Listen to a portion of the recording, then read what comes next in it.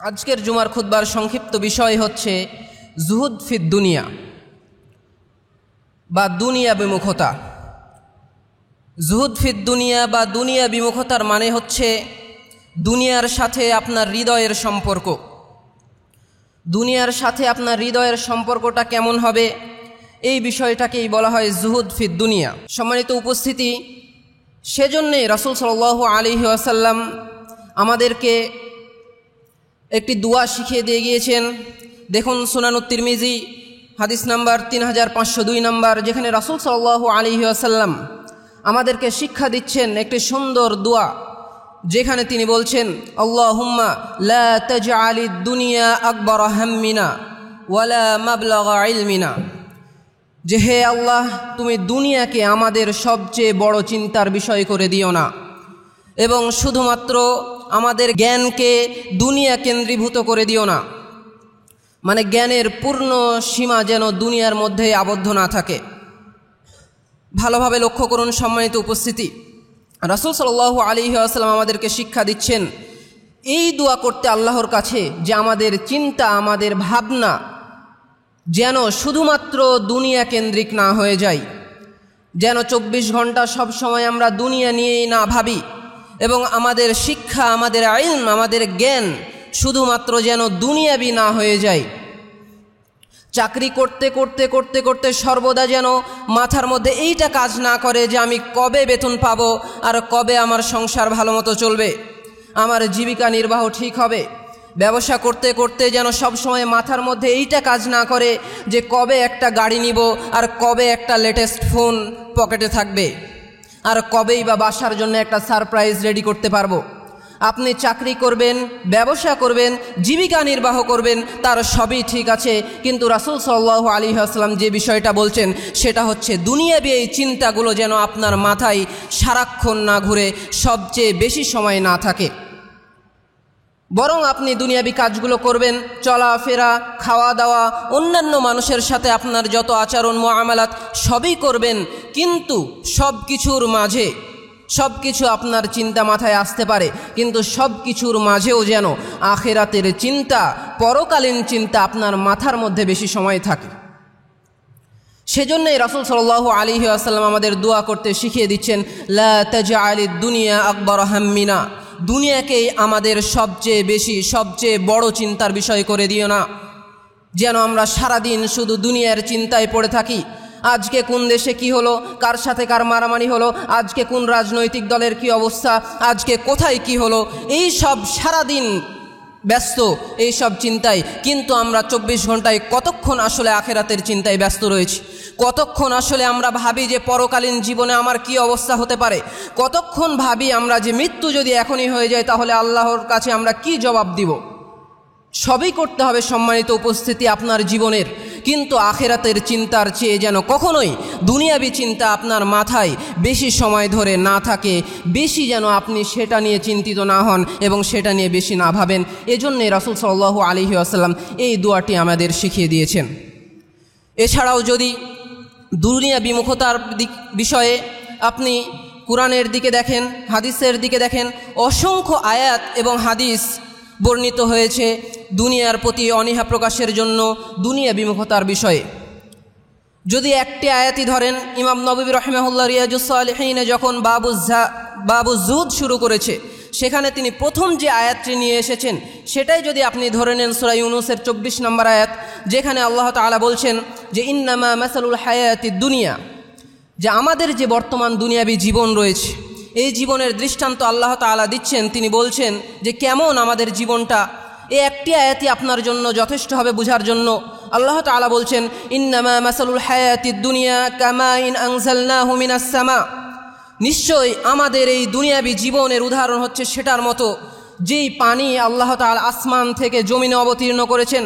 ফাখতালাতা বিহি নাবাতুল আরদ, অতঃপর সেই মাটি, সেই পানি মাটির সাথে মিশ্রিত হয়েছে, সেখান থেকে উদ্ভিদ উৎপন্ন হয়েছে।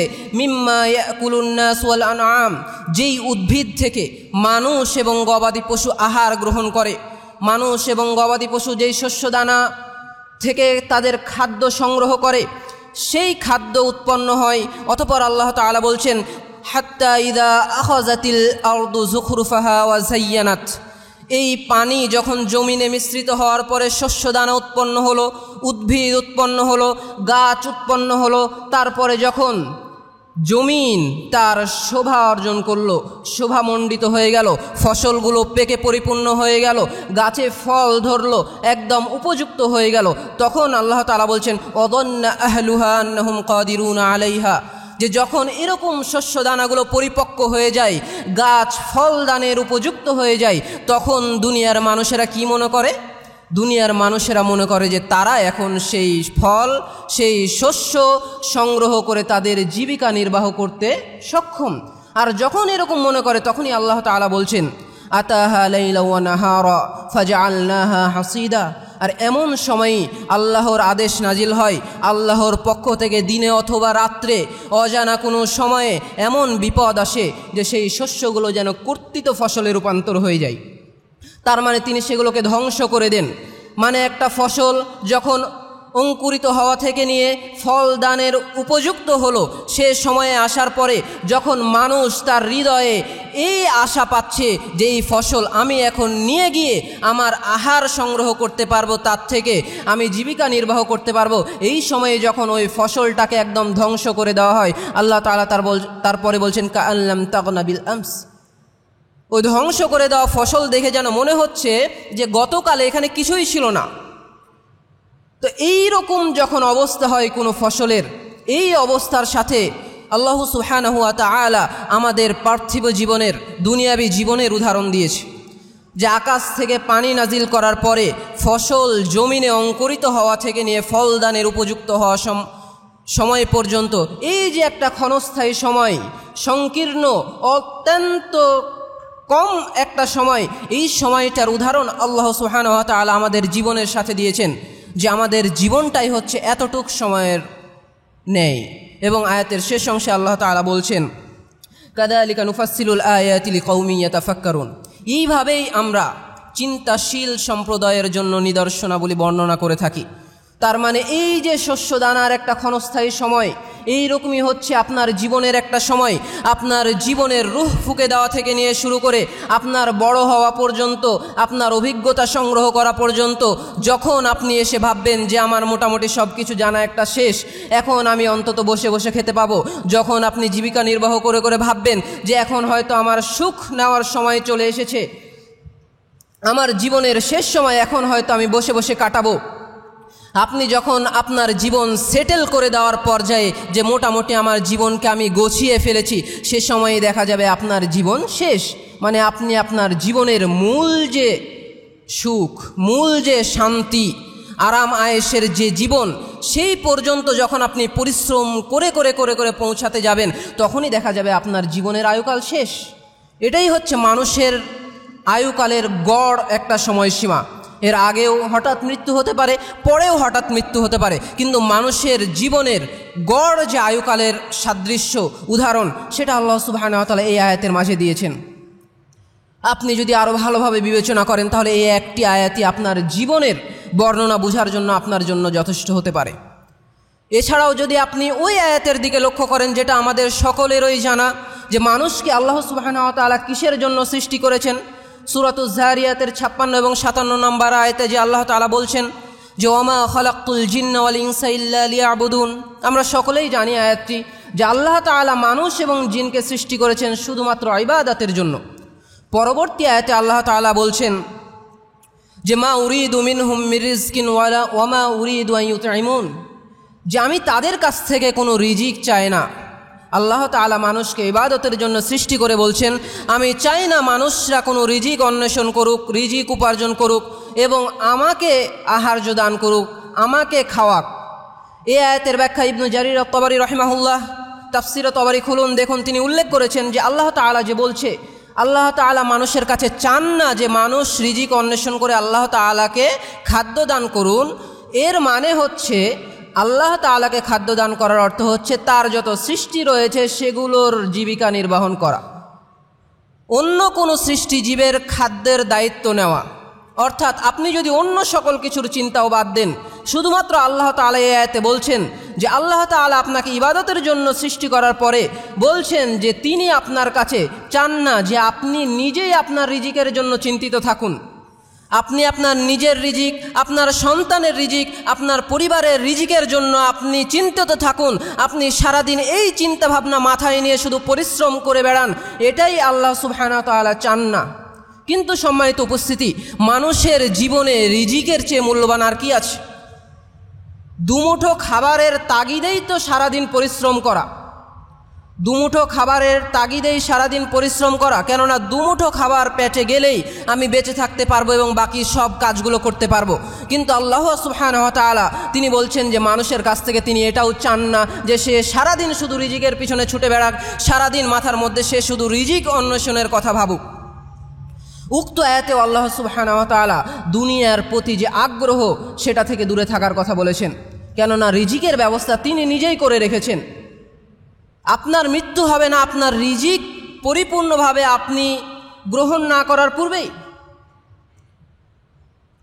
ঠিক এরকমভাবে বহু আয়াতে আল্লাহ তাআলা দুনিয়া বিমুখতার প্রমাণ দিয়েছেন, উল্লেখ করেছেন। যেভাবে সূরা আনকাবুতের মাঝে তিনি উল্লেখ করেছেন যে দুনিয়ার উদাহরণ দিয়েছেন, যে দুনিয়ার উদাহরণ হচ্ছে লাহু ওয়া লাইব, যে দুনিয়াবি জীবনের উদাহরণ হচ্ছে খেলতামাশা। এ দুনিয়াবি জীবন আল্লাহ তাআলা যে দিয়েছেন এটা হচ্ছে খেলতামাশার জায়গা। তো ঠিক এরকমভাবে যেভাবে আয়াতগুলোতে আল্লাহ তাআলা বর্ণনা করেছেন যে দুনিয়া থেকে বিমুখ থাকতে হবে, দুনিয়ার প্রতি হৃদয়কে আকৃষ্ট করা যাবে না, তেমনইভাবে অসংখ্য হাদিসেও রাসূল সাল্লাল্লাহু আলাইহি ওয়াসাল্লাম বিষয়টি উল্লেখ করেছেন। যেমনভাবে আপনি যদি ধরেন শুধুমাত্র ওই একটি হাদিস যেখানে ইবনে ওমর রাদিয়াল্লাহু আনহু বলছেন যে রাসূল সাল্লাল্লাহু আলাইহি ওয়াসাল্লাম আখাযা রাসূলুল্লাহ সাল্লাল্লাহু আলাইহি ওয়াসাল্লাম বিমানকিবি, ইবনে ওমর রাদিয়াল্লাহু আনহু বলছে যে রাসূল সাল্লাল্লাহু আলাইহি ওয়াসাল্লাম আমার কাঁধ ধরলেন, ঘাড় ধরে বললেন যে কুন ফিদ দুনিয়া কান্নাকা গরীব, তুমি দুনিয়াতে এমনভাবে বসবাস করো যেন তুমি অপরিচিত। কোনো একজন অপরিচিত ব্যক্তি যখন আপনাদের মাঝে আসে তখন কি সে একদম হাসি খুশিভাবে থেকে যায়, আপনার সাথে ফ্রিলি কথাবার্তা এভাবে বলে? নাকি আস্তে আস্তে সে আপনার সাথে সম্পর্ক করে তুলে, আস্তে আস্তে সে সমাজে তার বাসস্থান নির্মাণ করে, তারপরে সে তার জীবিকা নির্বাহের পথে চলতে থাকে? তো দুনিয়াতে এমনভাবে বসবাস করো যেন অপরিচিত, কাউকে চিনার প্রয়োজন নেই, শুধুমাত্র নিজের প্রয়োজনটুকু দেখার প্রতি বলছেন রাসূল সাল্লাল্লাহু আলাইহি ওয়াসাল্লাম। হাদিসের শেষ অংশে বলছেন কুন ফিদ দুনিয়া কান্নাকা গরীবুন ওয়া আবিরুস সাবিল, যে তুমি দুনিয়াতে এমনভাবে বসবাস করো যেন তুমি অপরিচিত অথবা একজন মুসাফির। একজন মুসাফির কি করে? সম্মানিত উপস্থিতি, দেখুন, একজন মুসাফির যে কোনো সফর করতে চায়, সে যখন সফর করতে চায় সে কি তার বাড়ি গাড়ি সব কিছু মাথার ওপর করে নিয়ে সফর করে, নাকি শুধুমাত্র তার সফরের জন্যে যে জিনিসটুকু প্রয়োজন সেটা নিয়ে সফর করে? তো ঠিক তেমনইভাবে রাসূল সাল্লাল্লাহু আলাইহি ওয়াসাল্লাম আমাদের দুনিয়াতে বসবাস করতে বলছেন যে আপনার জীবন এখানে, আপনার মৃত্যু এখানে, এখানে যেতে যেতে আপনি মারা যাবেন। এই ক্ষণস্থায়ী সময়টা হচ্ছে আপনার দুনিয়াবি সময়, এরপরে হচ্ছে আপনার আখিরি জীবন রয়েছে, স্থায়ী জীবন রয়েছে। সুতরাং এই জীবন থেকে নিয়ে মৃত্যু পর্যন্ত এই অল্প সময়ে যেমন একজন মুসাফির ব্যক্তি শুধুমাত্র সফরের জিনিসটুকু নিয়ে সে সফর করে, বাকি গাড়ি বাড়ি অঢেল ধন সম্পত্তি মাথার ওপরে নিয়ে, ব্যাগে করে নিয়ে, উটে বোঝাই করে নিয়ে, গাড়িতে বোঝাই করে নিয়ে চলে না, ঠিক তেমনইভাবে আপনি দুনিয়াতে যখন চলবেন, দুনিয়াতে চলার জন্যে মৃত্যু পর্যন্ত আপনার যতটুকু প্রয়োজন, যতটুকু সম্পদ প্রয়োজন, যতটুকু পাথেয় প্রয়োজন, ঠিক ততটুকুই আপনি অর্জন করুন, ততটুকুর পিছনে সময় দিন এবং বাকি সময়টুকু আপনি আখিরাতের পিছনে ব্যয় করুন। কেননা এই সময়টা হচ্ছে আমাদের ক্ষণস্থায়ী সময়, এই সময়টা শেষ হয়ে যাবে এবং স্থায়ী সময় আমাদের জন্য অপেক্ষা করছে। ঠিক সহিহুল বুখারীর আরও একটি হাদিস ইবনে ওমর রাদিয়াল্লাহু আনহুর, সেটিও যদি দেখেন সেখানে ইবনে ওমর রাদিয়াল্লাহু আনহু বলছে যে ইদা আমসাইতা ফালা তানতাদিরিস সাবাহ, যখন আপনি সন্ধ্যা করবেন তখন আপনি সকালের অপেক্ষা করিয়েন না। সন্ধ্যা করবেন তখন আপনি ভাবেন যে আপনি যদি এখনই মারা যান তাহলে আপনি আল্লাহর কাছে কি জবাব দিবেন, এটার অপেক্ষা করিয়েন না যে সকালে উঠে আপনি কি খাবেন। এবং তিনি বলছেন ওয়াইদা আসবাহতা ফালা তানতাদিরিল মাসা, যখন আপনি সকাল করবেন তখন আপনি সন্ধ্যার অপেক্ষা করিয়েন না। সকাল করেছেন, এখন আপনি ভাবেন যে সন্ধ্যা হতে হতেই যদি আপনি মারা যান, তার আগেই যদি আপনি মারা যান, তাহলে আপনি আল্লাহর কাছে কি জবাব দিবেন? এখনই যদি মারা যান তাহলে আপনি আল্লাহর কাছে জবাব দিয়ে কি আসলেই জান্নাত পাবেন, নাকি আপনি আপনার পাপের কারণে জাহান্নামে যাবেন? আপনি এটা ভাবুন। আপনি এটা অপেক্ষা করিয়েন না সকালবেলা যে আমি আজ এটা করব, কাল এটা করব, আমার এত সম্পদ বাড়বে। আপনাকে সেটা করতে হবে, কিন্তু আখেরাতের চিন্তাকে আপনার মাথায় বেশিক্ষণ রাখতে হবে। আখেরাতের বিষয়ে আপনাকে আরও বেশি করে ভাবতে হবে। পরের অংশে তিনি বলছেন যে ওয়াখুদ মিন সিহ্হাতিকা লিমারদাতিক, আপনি আপনার সুস্থতাকে আপনার অসুস্থতার সময়ের জন্য কাজে লাগান। কিভাবে?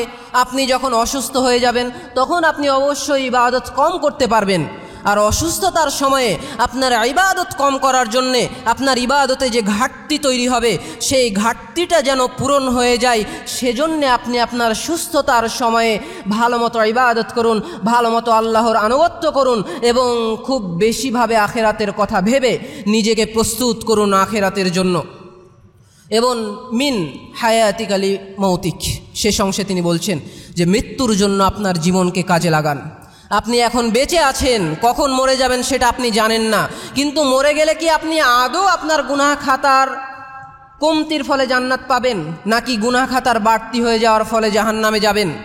আপনি যদি এখনই বিবেচনা করুন যে আপনি মারা গেলে আসলেই কি জান্নাতে পাবেন না জাহান্নামে যাবেন, এই কথা ভেবে আপনি আপনার এই জীবিত সময়টাকে কাজে লাগান আখেরাতের কথা ভেবে যে ভালো মতো আমাকে নেকি অর্জন করতে হবে, আল্লাহর আনুগত্য করতে হবে।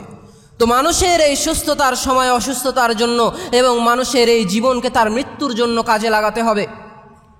আখেরাতের কথা ভেবে প্রস্তুতি নিয়ে থাকতে হবে যে এখনই যদি আমাদের মৃত্যু হয়ে যায় তাহলে আদৌ কি আল্লাহর আদালতে দাঁড়িয়ে আমি নিজের পক্ষে রায় দিতে পারবো যে আল্লাহ আমাকে জান্নাতে দিতেই হবে, আমার অমুক অমুক আমল আছে, আমার গুনাহ খাতা কম আছে? এরকমভাবে অসংখ্য হাদিসে রাসূল সাল্লাল্লাহু আলাইহি ওয়াসাল্লাম দুনিয়া বিমুখতার নিদর্শন দিয়েছেন। ওই বর্ণনাগুলো থেকেও পাওয়া যায় যেখানে রাসূল সাল্লাল্লাহু আলাইহি ওয়াসাল্লামের বিষয়ে বলা হয়েছে যে তিনার বাসায় চুলাতে আগুনই জ্বলেনি, অনাহারে দিন কাটিয়েছেন। তো এই রকমভাবে যতগুলো আয়াত এবং হাদিস উল্লেখিত হয়েছে, ইসলামে আলোচনা করা হয়েছে দুনিয়া বিমুখতার প্রতি, দুনিয়ার প্রতি আগ্রহী না হওয়ার জন্যে, দুনিয়ার ভালোবাসায় বন্দী না হয়ে যাওয়ার জন্যে। এই পরিভাষাটাকে আলেমগণ নাম দিয়েছেন আজ-জুহদ ফিদ দুনিয়া, অর্থাৎ দুনিয়ার প্রতি অনীহা, দুনিয়া বিমুখতা। তো এই জুহুদ পরিভাষাটার অর্থ কি, যদি আমরা এটা আলেমগণের কাছ থেকে জেনে নেই তাহলে আমরা আরও বিস্তারিত বুঝতে পারবো। সেটা হচ্ছে শেখ সালেহ আল ফাউজান তার ফাতহুল আল্লামের মাঝে উল্লেখ করেছেন জাহিদা ফিশ শাই অথবা জাহিদা আনিশ শাই, মানে হচ্ছে এক জিনিস থেকে আর এক জিনিসে আকৃষ্ট হয়ে যাওয়া, কোনো এক জিনিস ছেড়ে অন্য আর একটা জিনিসকে ধরে নেওয়া। দুনিয়াবি ক্ষেত্রে এটা শাব্দিক অর্থের দিক দিয়ে একটা অর্থ দাঁড় করিয়েছেন। সেটা হচ্ছে ধরেন আপনি দুনিয়াতে চলছেন, আপনি একটি জিনিস ব্যবহার করছেন, সে জিনিসে আপনার প্রয়োজন পূরণ হচ্ছে, কিন্তু বাজারে ওর থেকে নতুন কোনো ভালো জিনিস আসার কারণে যখন আপনি আকৃষ্ট হয়ে গেলেন যে না আমার ওই ভালো জিনিসটিই লাগবে। এইরকম মানুষের মনটা একটি জিনিস থেকে আরেকটি জিনিসে আকৃষ্ট হয়ে যাওয়া। ধরেন আপনার জীবিকা ঠিকমতো চলছে, আপনার জীবনে কোনো সমস্যা নেই, ভালো মতো চলে যাচ্ছে, কিন্তু আরও কোনো ভালো জিনিস, ভালো সুখ আপনি আরও কারো মাঝে দেখার কারণে আপনি ভাবছেন হয়তো যদি আমার জীবনটা তার মতো হতো, আমি যদি আরও তার মতো সুখী হতাম। এই যে আপনার মনটা একটা অবস্থা থেকে আর একটা অবস্থার দিকে চলে যাচ্ছে, এটাকেই বলা হচ্ছে জুহুদ, মানে আপনার মনটা একটা জিনিস থেকে আর একটা জিনিসে পরিবর্তিত হয়ে যাওয়া। তো এই সমস্ত কারণে মানুষের মনগুলো একটা অবস্থা থেকে আরও ভালো সুখ সমৃদ্ধির দিকে আকৃষ্ট হয়ে যাওয়ার কারণে, ধাবিত হয়ে যাওয়ার কারণে অনেক সমস্যার তৈরি হয়, যেটা মানুষের জন্য ক্ষতিকর। আর এই বিষয়টাকেই নিষেধ করা হয়েছে ইসলামে। এবং এই বিষয়টাই যদি আপনি আরও বিস্তারিতভাবে দেখেন তাহলে স্পষ্টভাবে বুঝতে পারবেন। জুহুদের আরও কিছু বর্ণনা যদি বলা হয়, খুলুন মাদারিজুস সালিকিন 2 নম্বর খণ্ডের 11 নম্বর পৃষ্ঠা ইবনুল কাইয়্যিম রাহিমাহুল্লাহ তিনি উল্লেখ করছেন যে জুহুদের বিষয়ে একদা ইমাম আহমদ বিন হাম্বলকে জিজ্ঞাসা করা হলো। একজন ব্যক্তি এসে জিজ্ঞাসা করছে যে জুহুদ মানে তো আমরা বুঝি দুনিয়া বিমুখতা, কিন্তু ধরেন একজন ব্যক্তির কাছে 1000 দিনার রয়েছে, তাহলে কি সে আসলে জাহেদ, দুনিয়া বিমুখ হতে পারে? ইমাম আহমদ বিন হাম্বল উত্তর দিচ্ছেন নাম আলা শারতিয়া, হতে পারে একটি শর্তে। 1000 দিনার, সম্মানিত উপস্থিতি, 1000 দিনারের বর্তমান যদি আপনি হিসাব করেন তারপরও 4 লক্ষ টাকা, এবং সে সময়ের হিসাবে যদি আপনি বর্তমানে দাঁড় করান তাহলে প্রায় 3-4 কোটি টাকাই মূল্য হবে। তো ইমাম আহমদ বিন হাম্বল বলছেন যে একজন ব্যক্তির কাছে এত পরিমাণ সম্পদ থাকার পরেও সে জাহেদ, দুনিয়া বিমুখ হতে পারে, তবে একটি শর্তে। সে শর্তটা কি? তিনি বলছেন আনলা তাফরাহা ইন যাদাত, যে যদি সেটা বৃদ্ধি হয়ে যায় সে খুশি হবে না। আপনার কাছে টাকা পয়সা রয়েছে, আপনার টাকা পয়সায় যদি বৃদ্ধি হয়, বেশি হয়ে যায়, তাহলে খুশি হওয়া যাবে না। এবং তিনি বলছেন যে ওয়ালা তাহজান ইদা নাকাসাত, আর যখন সেটা কমে যাবে তখন সে চিন্তিতও হবে না। মানে টাকা পয়সার বৃদ্ধি এবং কমের সাথে আমার হৃদয়ের কোনো সাথ নেই, আমার আবেগের কোনো সাথ নেই। সেটা বৃদ্ধি হলো কি কম হলো সেটার সাথে আমার কোনো সাথ নেই। এটাই হচ্ছে জুহুদ। আপনার টাকা পয়সা রয়েছে কিন্তু সে টাকা পয়সার সাথে আপনার হৃদয়ের ভালোবাসার কোনো সম্পর্ক নেই। আর এটাই আল্লাহ তাআলা কুরআনুল কারিমে বলছেন। যদি দেখেন আপনারা সূরাতুল হাদীদের 23 নম্বর আয়াতে আল্লাহ তাআলা বলছেন যে লিকাইলা তা'সাউ আলা মা ফাতাকুম ওয়ালা তাফরাহু বিমা আতাকুম। আল্লাহ তাআলা সূরাতুল হাদীদের 23 নম্বর আয়াতে বলছেন যে লিকাইলা তা'সাউ ইদা ফাতাকুম, যে যখন কোনো সম্পদ যেটা আপনার আছে কোনো বিপদের কারণে সেটা ধ্বংস হয়ে গেল, সেটার ক্ষতি হয়ে গেল, সেটা কমে গেল, তখন সেটার কারণে তারা আসলে চিন্তিত হয় না, তারা বিষণ্ণ হয় না। এবং আরও বলছেন যে ওয়ালা তাফরাহু বিমা আতাকুম, আর যখন তাদের কাছে আরও অনেক সম্পদ আসে বা আরও কোনো সুখ সমৃদ্ধি তাদেরকে দেওয়া হয় তখন তারা আনন্দিত হয় না। কেন আনন্দিত হয় না এবং কেন তারা দুঃখী হয় না? কারণ হচ্ছে তাদের এই হৃদয়ের সম্পর্কটা তাদের এই অর্থ সম্পদের সাথে নেই। তাদের হৃদয়ের সম্পর্কটা হচ্ছে আখিরাতের সাথে। আপনি কোনো কাজ করছেন, সেটা আল্লাহর জন্য করছেন, ভালো প্ল্যান অনুযায়ী করছেন, আল্লাহর উপরে ভরসা করে করছেন, সেজন্যে আপনার সেটার বিনিময় আল্লাহ তাআলার কাছ থেকে কামনা করতে হবে, নাকি দুনিয়ার এই ফলাফলে আপনাকে সন্তুষ্ট হতে হবে। সেজন্যেই আপনি যে কাজই করুন না কেন সেটার কমা এবং বাড়ার সাথে আপনার হৃদয়ের যেন সম্পর্ক না থাকে। সেজন্যে রাসূল সাল্লাল্লাহু আলাইহি ওয়াসাল্লাম একটি হাদিসে বলছেন, যেখানে তিনি স্পষ্টভাবে বলেছেন যে ইহরিস আলা মা ইয়ানফাউকা ওয়াস্তাইন বিল্লাহ ওয়ালা তা'জিজ। রাসূল সাল্লাল্লাহু আলাইহি ওয়াসাল্লাম বলছেন যে তুমি ওই বিষয়ের প্রতি আগ্রহী হও আলা মা ইয়ানফাউকা, যে বিষয়টা তোমাকে উপকার দিবে। আপনি যে কাজই করুন না কেন সেটা যেন আপনাকে উপকার দেয়। যখন আপনাকে কোনো কাজ উপকার দিবে তখন রাসূল সাল্লাল্লাহু আলাইহি ওয়াসাল্লাম বলছেন এমন উপকারী কাজের দিকে আপনি ধাবিত হন, আগ্রহী হন। ওয়াস্তাইন বিল্লাহ, এবং আল্লাহর সাহায্য প্রার্থনা করুন। মানে প্রত্যেক যে কাজ আপনার উপকার দিবে, অপকারী কাজের দিকে নয় বরং উপকারী কাজের দিকে আপনাকে আগ্রহী হতে হবে, এবং দ্বিতীয়ত আল্লাহর সাহায্য প্রার্থনা করতে হবে। এবং তিনি বলছেন ওয়ালা তা'জিজ, অপারগতা প্রকাশ করা যাবে না। তো আপনি যে কাজই করুন না কেন আল্লাহ তাআলার সহযোগিতা নিয়ে শুরু করুন, আল্লাহ তাআলার সাহায্য প্রার্থনা করে শুরু করুন, এবং অপারগতা প্রকাশ করিয়েন না। এবং হাদিসের শেষ অংশে রাসূল সাল্লাল্লাহু আলাইহি ওয়াসাল্লাম বলছেন যে ওয়াইন আসাবাকা ফি শাইইন ফালা তাকুল ইন ফাআলতু কাদা লাকানা কাদা ওয়া কাদা বাল কুল কদ্দারাল্লাহু মা শাআ ফাআল।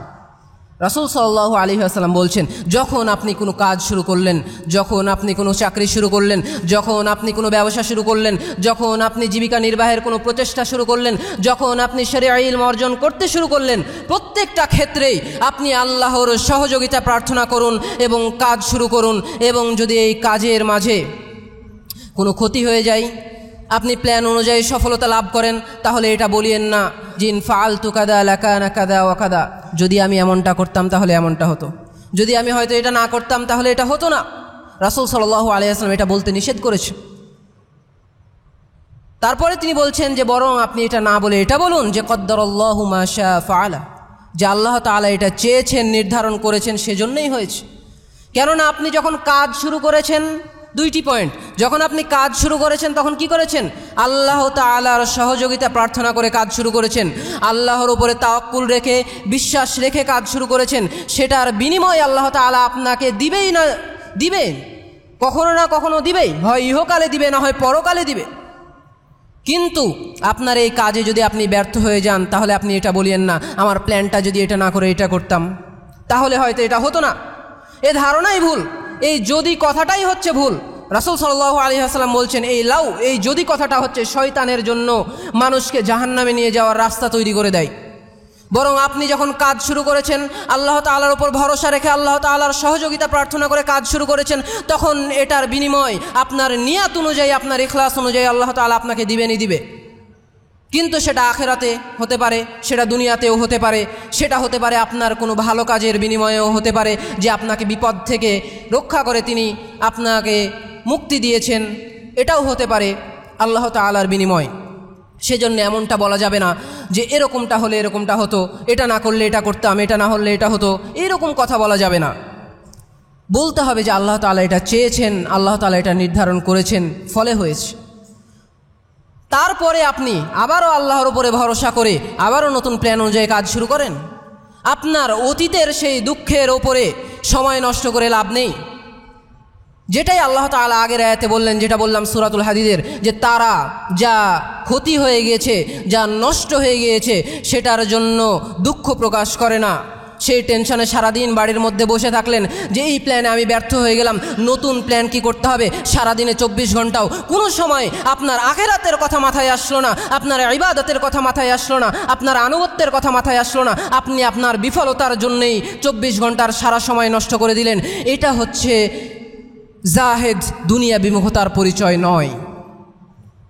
বরং যেটা হয়ে গেছে সেটা হয়ে গেছে, আল্লাহ তাআলা সেটা চেয়েছেন, সেটা লিখে রেখেছিলেন, সেটা শেষ হয়ে গিয়েছে। আপনি নতুন করে আবারও আপনার ভবিষ্যতে আল্লাহ তাআলার আনুগত্যের জন্য, আল্লাহ তাআলার কাছে নৈকট্য হাসিল করার জন্য, আখিরাত লাভের জন্য আবারও নতুন প্ল্যানে আবারও সুন্দর করে আপনি আগান। এটাই হচ্ছে দুনিয়া বিমুখতার পরিচয়। এছাড়াও যদি দেখেন দুনিয়া বিমুখতার বিষয়ে শেখ বিন বাজ রাহিমাহুল্লাহকে একদা জিজ্ঞাসা করা হয়েছিল যে আসলে দুনিয়া বিমুখতাটা কি। তিনি জবাব দিচ্ছেন, আসলে দুনিয়া বিমুখতা দ্বারা দুনিয়ার কাজগুলো না করা নয়, বরং দুনিয়া বিমুখতা দ্বারা উদ্দেশ্য হচ্ছে নিজের হৃদয়কে, নিজের মনকে আখিরাতের প্রতি আকৃষ্ট করা। অর্থাৎ আপনার মনটা, আপনার হৃদয়টা দুনিয়ার কাজ করছেন সে কারণে কাজের প্রতি আকৃষ্ট হয়ে যাবে, দুনিয়ার ভালোবাসায় আপনার মনটা শুধু বন্দী হয়ে থাকবে, এটা নয়। আপনি দুনিয়ার কাজগুলো করবেন ঠিক আছে, কিন্তু আপনার মনটা যেন আখিরাতের সাথে আকৃষ্ট হয়ে থাকে, আখিরাতের সাথে সম্পর্কিত হয়ে থাকে। আপনি যদি 1000 কোটি টাকাও ইনকাম করেন, অথবা আপনি যদি 10,000 টাকাও ইনকাম করেন, এই টাকা দ্বারা যদি আপনার উদ্দেশ্যটা শুধুমাত্র দুনিয়াবি হয়, যে টাকার মাধ্যমে আমি একটা বাড়ি করব এবং সুখে শান্তিতে আমার পরিবার নিয়ে জীবিকা নির্বাহ করব, থাকবো, জীবন কাটাবো, তাহলে আপনার এই 1000 টাকাও এবং 1000 কোটি টাকারও কোনো মূল্য নেই। কিন্তু অপরদিকে যদি আপনি 10,000 টাকাও এই নিয়তে কাটান, আল্লাহ এই নিয়তে অর্জন করেন যে এটার মাধ্যমে আমি সুখে শান্তিতে জীবন কাটিয়ে আল্লাহর আনুগত্য হাসিল করব, আখিরাতে জান্নাত লাভ করব, তাহলে আপনার এই 10,000 টাকাও কাজে দিবে। আর আপনি যদি 1000 কোটি টাকাও এই নিয়তে অর্জন করেন, এই নিয়তে কামাই করেন যে 1000 কোটি টাকা অর্জন করে আমি মসজিদ মাদ্রাসা করে দ্বীন ইসলামের খেদমত করব, মুসলিম সভ্যতার বিনির্মাণে কাজে লাগাবো, তাহলে আপনার এই 1000 কোটি টাকাও কাজে দিবে। এটাও আপনার দুনিয়ার প্রতি যে মোহ সেটা প্রকাশ করবে না। কেননা এই 1000 কোটি টাকা আপনার কাছে থাকার পরেও এই 1000 কোটি টাকার প্রতি আপনার ভালোবাসা আপনার হৃদয়ে নেই, বরং এই 1000 কোটি টাকা আপনার আল্লাহর আনুগত্যের পিছনে ব্যয় করা হচ্ছে উদ্দেশ্য, যার মাধ্যমে আপনি জান্নাত লাভ করবেন। সুতরাং দুনিয়াবি কাজগুলো না করাটা এটা দুনিয়া বিমুখতা নয়, বরং আপনার হৃদয়টাকে সর্বদা আখিরাতমুখী করে রাখা, আপনার হৃদয়টাকে দুনিয়ার ভালোবাসায় বন্দি না রেখে দুনিয়াবি কাজগুলো করার সাথে সাথে আখিরাতমুখী করে রাখা, আল্লাহর আনুগত্য হাসিলের মুখী করে রাখা, এটাই হচ্ছে দুনিয়া বিমুখতা। যেটা রাসূল সাল্লাল্লাহু আলাইহি ওয়াসাল্লাম বারবার বুঝাতে চেয়েছেন। সম্মানিত উপস্থিতি, সব কথার মূলে যেটা দাঁড়ায় সেটা হচ্ছে, যদি আমরা দেখি সুফিয়ান সাউরি রাহিমাহুল্লাহর কথার দিকে, তিনি ছিলেন একজন বড় মুহাদ্দিস এবং জুহুদের একজন বড় ইমাম। তিনাকে বলা হতো একজন জাহেদ ব্যক্তি, যে দুনিয়া বিমুখ ব্যক্তি, কিন্তু সাথে সাথে তিনি একজন ধনী ব্যক্তিও ছিলেন। সেজন্য দেখা যায় যে একবার দেখা গিয়েছে একজন ব্যক্তি তাকে একটু তিরস্কার করে জিজ্ঞাসা করছেন যে আপনি এত ধনী হওয়ার সাথে সাথে কিভাবে জাহেদ হতে পারেন, মানে আপনাকে সবাই জাহেদ বলছে, দুনিয়া বিমুখ বলছে, কিন্তু আপনি কিভাবে এত ইবাদত করার পরেও, দুনিয়া বিমুখ হওয়ার পরেও এত ধনী ব্যক্তি হতে পারেন? তখন তিনি জবাব দিয়েছেন যে আসলে জাহেদ হওয়ার মানে এটা নয় যে শুধুমাত্র এক টুকরা শুকনো রুটি খাওয়া এবং বস্তার মতো কাপড় পরিধান করা, বরং জুহুদ দুনিয়া বিমুখতার মানে এটা হচ্ছে যে দুনিয়াটা আপনার হৃদয়ে নয়, বরং দুনিয়াটা আপনার হাতে থাকা। দুনিয়াটা আপনার হৃদয়ে নয়, বরং দুনিয়াটা আপনার হাতে থাকতে হবে, যেন প্রয়োজনে আপনি আপনার প্রয়োজন পূরণ করতে পারেন, কিন্তু সেটার প্রতি আপনার মোহ না তৈরি হয়, আপনার হৃদয়ে শুধুমাত্র আল্লাহর আনুগত্য এবং পরকালীন চিন্তা থাকে। উমর রাদিয়াল্লাহু আনহুর একটি আসার বর্ণিত আছে, যেখানে বলছেন একদা উমর রাদিয়াল্লাহু আনহু দেখছেন যে একজন ব্যক্তি হারামে সারাক্ষণ ইবাদত করে। তখন তিনি আশেপাশের লোকজনকে জিজ্ঞাসা করছেন যে এই লোকটা যে সারাক্ষণ ইবাদত করে, তাহলে তার জীবিকা নির্বাহ কিভাবে হয়? তো লোকজন বলছেন যে সে সারাক্ষণ ইবাদত করে আর তার পানাহারের দায়িত্ব আমরা দেখি, আমরা তার খাবারের ব্যবস্থা করে দিই। তখন উমর রাদিয়াল্লাহু আনহু বললেন, আসলে জাহেদ সে নয়, জাহেদ হচ্ছে তোমরা। অর্থাৎ সারাদিন ইবাদত করাটাও দুনিয়া বিমুখতার প্রমাণ বহন করে না, বরং দুনিয়ার কাজগুলো করার সাথে সাথেই আখেরাতমুখী থাকাটাই হচ্ছে দুনিয়া বিমুখতার প্রমাণ বহন করে। কিন্তু ফলাফল হচ্ছে এইটা, মূল কথা হচ্ছে এইটা, যেটা সুফিয়ান সাউরি রাহিমাহুল্লাহ বলছেন, জান তাজআলা দুনিয়া ফি ইয়াদিক লাইসা ফি কলবিক, যে দুনিয়াটা আপনার হৃদয়ে নয়, বরং দুনিয়াটা হচ্ছে আপনার হাতে থাকা। সেজন্য আপনার যখন যেটা প্রয়োজন হবে আপনি যেন সেটা পূরণ করতে পারেন, কিন্তু সেটার প্রতি যেন আপনার ভালোবাসা তৈরি না হয়। আর সেজন্যেই মাদারিজুস সালিকিনের মাঝে আরও কিছু আসার উল্লেখ করা হয়েছে, যেখানে আলেমদের কথা উল্লেখ করা হয়েছে, ইব্রাহিম বিন আদহামের কথা উল্লেখ করা হয়েছে, যে সেখানে তিনি বলেছেন যে আসলে জুহুদ দুনিয়া বিমুখতা আসলে কাদের মাঝে তৈরি হয়, কারা আসলে দুনিয়া বিমুখ হতে পারে। তিনি সেখানে বলেছেন যাদের আসলে অর্থ সম্পদ আছে তারাই আসলে দুনিয়া বিমুখ হতে পারে। কিভাবে? যার আসলে অর্থ সম্পদ আছে তারই না অর্থ সম্পদের প্রতি ভালোবাসা জাগবে, সেই না চাইবে যে সে তার অর্থ সম্পদকে কাজে লাগিয়ে সুখে থাকতে। কিন্তু যার অর্থ সম্পদ নাই সে কি আসলে অর্থ সম্পদের প্রতি ভালোবাসা জাগবে? সে কোথায় থেকে অর্থ সম্পদ খরচ করবে? সেজন্য বলেছে জাহেদ দুনিয়া বিমুখ ব্যক্তি আসলে তারাই হয় যারা সক্ষম। সেজন্যে আপনাকে দুনিয়ার জন্য কাজ করতে হবে, এবং আপনাকে যখন আপনি অর্থ উপার্জন করছেন তখন আপনার নিয়ত এইটা থাকতে হবে যে অর্থ উপার্জন আপনার আখেরাতে কাজে লাগবে, দুনিয়াতে নয়। আর আপনার অর্থ উপার্জনের পিছনে এইটা লক্ষ্য থাকবে যে আপনার এই অর্থ উপার্জনের সাথে আপনার হৃদয়ের সম্পর্ক নেই, যে এটা কমে যাওয়ার সাথে আপনার কোনো দুঃখের সম্পর্ক বা বেড়ে যাওয়ার সাথে আপনার আনন্দের সম্পর্ক নয়, বরং আপনার সাধারণ প্রয়োজনগুলো পূরণ করার জন্যে আপনার যে জীবিকা নির্বাহ করা প্রয়োজন সেইটা আপনাকে পূরণ করতে হবে, যাতে করে আপনি আল্লাহর আনুগত্য যখন করবেন, আল্লাহর ইবাদত যখন করবেন, আখিরাতের চিন্তা যখন করবেন, তখন আপনার হৃদয়ে, আপনার মনে, আপনার মস্তিষ্কে দুনিয়াবি চিন্তাগুলো জায়গা করে না নিতে পারে। আপনি যদি দেখেন ইসলামের ওই সমস্ত মহান ব্যক্তিদের দিকে, সেই সমস্ত আশারায়ে মুবাশশারা 10 জন জান্নাতের সুসংবাদ প্রাপ্ত সাহাবী, তাদের মধ্যে 6 জনই যারা ছিলেন তারা ছিলেন ধনী সাহাবী। উমর রাদিয়াল্লাহু আনহু, আবু বকর রাদিয়াল্লাহু আনহু, উসমান রাদিয়াল্লাহু আনহু, আব্দুর রহমান ইবনে আউফ রাদিয়াল্লাহু আনহু, 6 জন সাহাবী তারা প্রত্যেকেই ছিলেন ধনী সাহাবী, তারা ধনী হওয়ার পরেও জান্নাতের সুসংবাদ পেয়েছেন। তার মানে টাকা পয়সার সাথে যে দুনিয়া বিমুখতার সম্পর্ক রয়েছে সেটা নয়, বরং সম্পর্কটা হচ্ছে আপনার হৃদয়ের সাথে আখেরাতের। সেজন্যেই সার কথা সেটা হচ্ছে ইসলাম আসলে মানুষকে দুনিয়ায় টাকা পয়সা অর্জন এর প্রতি নিরুৎসাহিত করে না, বরং ইসলাম আসলে মানুষকে দুনিয়ার সাথে আখেরাতকে সম্পৃক্ত করে দিতে সহযোগিতা করে। ইসলাম আসলে মানুষের হৃদয়টাকে দুনিয়াবি বিষয়গুলো করার পরেও আখেরাতের সাথে কানেক্টেড থাকার প্রতি উৎসাহিত করে এবং সেটা শিখায়, যেটার মাধ্যমে সে তার জীবনে আসল সফলতা অর্জন করবে। সেজন্যই আল্লাহ তাআলা কুরআনুল কারিমে বলেছেন, যদি আপনারা দেখেন স্পষ্টভাবে আল্লাহ তাআলা বলছেন সূরা কসসের ৭৭ নম্বর আয়াতে আল্লাহ তাআলা বলছেন এইখানে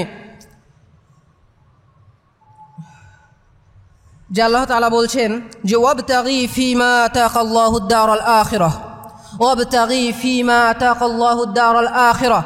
আল্লাহ তাআলা আপনাকে যা কিছু দান করেছেন, যা কিছু দিয়েছেন, যে সমস্ত নিয়ামত রাজি আপনার জীবনে দিয়েছেন, তার মাধ্যমে আপনি আখিরাত অন্বেষণ করুন। ওয়ালা তানসা নসিবাকা ফিদ দুনিয়া, এবং আপনি আপনার দুনিয়াবি জীবনে যে অংশটা রয়েছে সেটার কথা ভুলে যেন না। ওয়া আহসিন কামা আহসানাল্লাহু ইলাইক, এবং আল্লাহ তাআলা আপনার উপরে যে অনুগ্রহ নাজিল করেছে, আল্লাহ তাআলা আপনাকে যে সমস্ত নিয়ামত দিয়ে রেখেছেন, যার মাধ্যমে আপনি সুস্থ জীবন যাপন করছেন, সুখে শান্তিতে জীবন কাটাচ্ছেন, এই সমস্ত নিয়ামত দিয়ে আল্লাহ তাআলা যে আপনার উপরে অনুগ্রহ করেছেন, এই অনুগ্রহের শুকরিয়া আদায় করুন।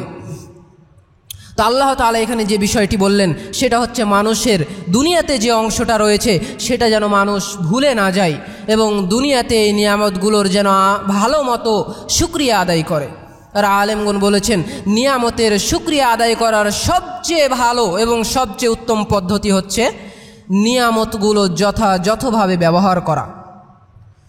সুতরাং আল্লাহ তাআলা আপনাকে যে বুদ্ধি দিয়েছে, যে বিবেক দিয়েছে, যে শক্তি সামর্থ্য দিয়েছে, তার মাধ্যমে আপনি সুন্দরভাবে দুনিয়াতে চলুন, সুন্দরভাবে দুনিয়াতে আপনার জীবিকা নির্বাহ করুন, সুন্দরভাবে আপনি দুনিয়ার ক্ষমতা অর্জন করুন, কিন্তু আপনার হৃদয়ে যেন দুনিয়ার ভালোবাসায় বন্দী না হয়ে যায়। সেজন্যই রাসূল সাল্লাল্লাহু আলাইহি ওয়াসাল্লাম আমাদের দোয়া করতে শিখিয়েছেন, রব্বানা আতিনা ফিদ দুনিয়া হাসানাহ ওয়া ফিল আখিরাতি হাসানাহ ওয়া কিনা আযাবান নার, যে আল্লাহ তাআলা তুমি আমাদের দুনিয়াতেও কল্যাণ দান করো এবং আখিরাতের কল্যাণ দান করো, এবং জাহান্নামের শাস্তি থেকে আমাদেরকে পরিত্রাণ দান করো। দুনিয়াবি কল্যাণ অর্জন করতে হবে, আখিরাতের কল্যাণ অর্জন করতে হবে, কিন্তু সার কথা এটাই যে আপনার হৃদয় যেন দুনিয়ার ভালোবাসায় বন্দী না হয়ে যায়, আপনার হৃদয় যেন দুনিয়ার ভালোবাসা থেকে মুক্ত থাকে।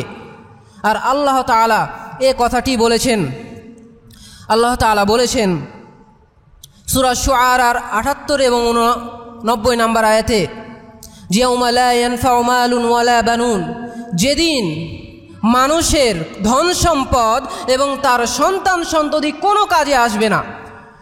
সেই কিয়ামতের কথা আল্লাহ তাআলা বলছেন যে যেদিন মানুষের সন্তান সন্ততি এবং তার এই অঢেল সম্পত্তি কোনো কাজে আসবে না, সেদিন কি হবে? সেদিন আল্লাহ তাআলা বলছেন ইল্লা মা আতাকাল্লাহু বিকলবিন সালিম, তবে সেদিন আপনার কলবে সালিম, আপনার এই মুক্ত হৃদয় কাজে আসবে। তো এই কলবে সালিম বা মুক্ত হৃদয় দ্বারা উদ্দেশ্য কি? এই কলবে সালিম বা মুক্ত হৃদয়, যেটা আপনার কিয়ামতের দিন যখন কোনো কিছু কাজে আসবে না, এই কলবে সালিম বা মুক্ত হৃদয় কাজে আসবে, সেটাই হচ্ছে আপনার দুনিয়া বিমুখতা, সেটাই হচ্ছে আপনার দুনিয়ার ভালোবাসাহীন হৃদয়, সেটাই হচ্ছে আপনার দুনিয়া বিমুখ হৃদয়, সেটাই হচ্ছে আপনার দুনিয়ার এই সুখ মুক্ত হৃদয়, যেটা আপনার কিয়ামতের দিন কাজে আসবে, যেটাই আল্লাহ তাআলা বলেছেন।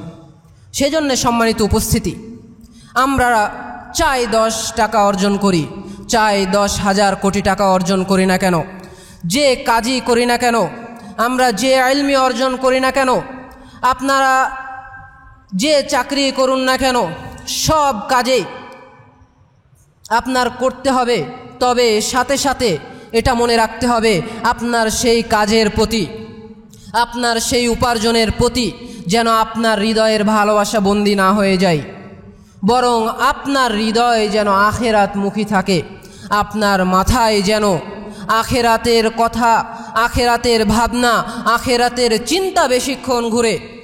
এটা নয় যে সারাদিন শুধু আপনি অর্থ উপার্জন এবং আপনার কাজের প্রতি চিন্তা ভাবনা করবেন, বরং আপনার অধিকাংশ সময়টাই যেন আখেরাতের পিছনে কাটে, আখেরাতের বিষয়ে চিন্তা ভাবনা করতে কাটে।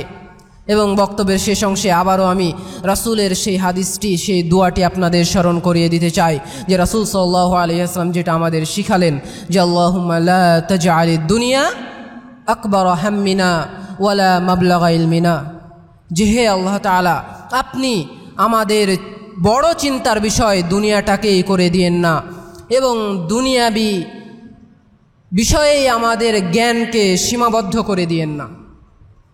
আমরা যেন এই দোয়াটি বেশি বেশি পড়ার চেষ্টা করি এবং আখেরাতের বিষয়ে সর্বদা তৎপর থাকি, প্রস্তুতি নিয়ে থাকি।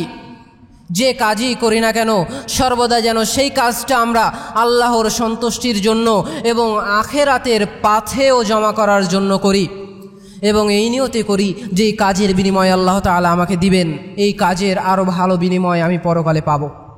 তবে সাথে সাথে যেন এইটা না হয় যে যেটাকে বলে থাকে সন্ন্যাসবাদ, যে শুধু সব কাজ বাদ দিয়ে শুধুমাত্র ইবাদতের পিছনে সময় কাটাচ্ছি, যে খাওয়া দাওয়া পানাহার এটা তো দুনিয়াবি কাজ, জান্নাতে গেলে ক্ষুধা লাগবে না, সুতরাং পরকালীন জীবনে ক্ষুধার বিষয় নেই, তার মানে ক্ষুধা লাগা এটা হচ্ছে দুনিয়ার সাথে সীমাবদ্ধ, তার মানে খাওয়া দাওয়া করা যাবে না, সারাদিন শুধু ইবাদত করতে হবে, সারাদিন ইলম অর্জন করতে হবে, এমনটা নয়। বরং দুনিয়াবি কাজগুলো করতে হবে এই নিয়তে যে আপনার হৃদয়ে যেন সেটার ভালোবাসায় বন্দী না হয়ে যায়, বরং আপনার হৃদয়ে যেন আখেরাতমুখী হয়ে থাকে। এটাই হচ্ছে জুহুদের বাস্তবতা, দুনিয়া বিমুখতার বাস্তবতা এবং ইসলামের বাস্তবতা, যে মানুষ দুনিয়াবি কাজগুলোর প্রতি অনীহা প্রকাশ করবে এটা নয়, বরং সে দুনিয়াবি কাজগুলো করবে কিন্তু তার হৃদয়টা আখেরাতের সাথে সম্পর্কিত থাকবে। দুনিয়াটা যেন আখেরাতের সাথে সম্পর্কিত হয়ে থাকে, তার হৃদয়ের সাথে নয়, বরং হৃদয় দুনিয়া থেকে মুক্ত থাকবে, হৃদয় তার হাতের মুঠোয় থাকবে, যখন যেটা চাইবে করবে, কিন্তু হৃদয়ের মাধ্যমে সে পরকালে আল্লাহর কাছে বিনিময় প্রার্থনা করবে। আল্লাহ সুবহানাহু ওয়া তাআলা আমাদের এই সমস্ত কিছু বুঝে আমল করে এবং আরও বিস্তারিত জেনে আমাদের আমল করার তৌফিক দান করুন। আল্লাহুম্মা আমিন। ওয়া আখির দাওয়ানা আনিল হামদুলিল্লাহি রাব্বিল আলামিন।